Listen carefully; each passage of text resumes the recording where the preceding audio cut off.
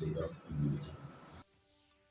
Another mudslide occurred at Sonapur this morning at around 8 a.m. near the tunnel that leads to heavy blocking at National Highway 6.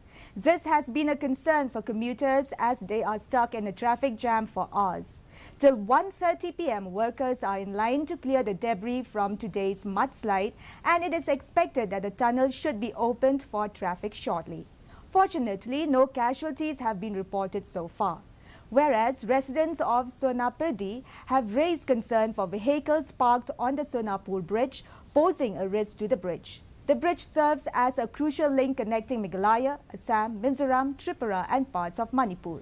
Meanwhile, the debris from the mudslide at Sonapur tunnel has been cleared now and traffic is moving. Commuters are requested to drive carefully, maintain vigil and not to overtake.